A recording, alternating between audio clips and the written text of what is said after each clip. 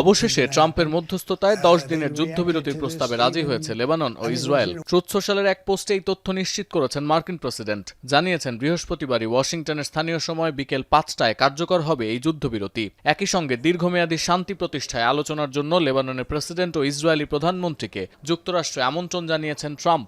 এর আগে মঙ্গলবার পররাষ্ট্রমন্ত্রী মার্কো রুবিওর উপস্থিতিতে 34 বছরের মধ্যে প্রথমবারের মতো ওয়াশিংটন ডিসিতে বৈঠক করে দুই দেশের প্রতিনিধিরা।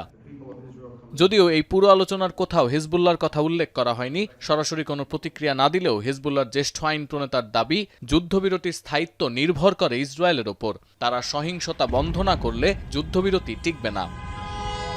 28 ফেব্রুয়ারি ইরান যুদ্ধ শুরুর পর গেল 2 মার্চ থেকে ইসরায়েলের বিরুদ্ধে লড়াই করতে নামে লেবাননের হিজবুল্লাহ।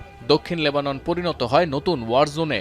এর 2 সপ্তাহ পর 16 মার্চ দক্ষিণ লেবাননে স্থল অভিযান শুরু করে ইসরায়েলি সেনাবাহিনী। 8 এপ্রিল তেহরান ওয়াশিংটনের মধ্যে যুদ্ধবিরতি হলেও ইরানের অক্ষশক্তি হিজবুল্লাহর সঙ্গে ব্যাপক লড়াই চলতে থাকে ইসরায়েলের। প্রাণ যায় 2000-এরও বেশি লেবানিজের। এমন একটা সময়ে এই মধ্যস্থতা হলো যখন ইরানের সঙ্গে দ্বিতীয় দফায় আলোচনায় বসতে যাচ্ছে যুক্তরাষ্ট্র।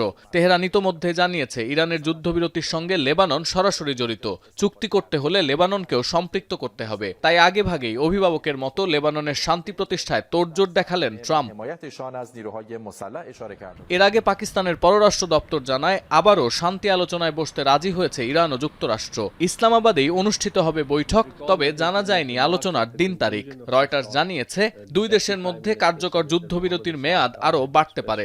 আলোচনার প্রেক্ষাপট তৈরি হয় একে স্বাগত জানিয়েছে হোয়াইট হাউস, প্রশংসা করেছে মধ্যস্থতাকারী পাকিস্তানেরও। সতীর্থ কর্মকার, এখন বিশ্ব। 72 ঘন্টা ময়েশ্চার লক সমৃদ্ধ লিলি বডি ওয়াশ। শিয়া বাটারের গুডনেস স্কিন রিপেয়ার করে রাখে সফট ও গ্লোয়িং।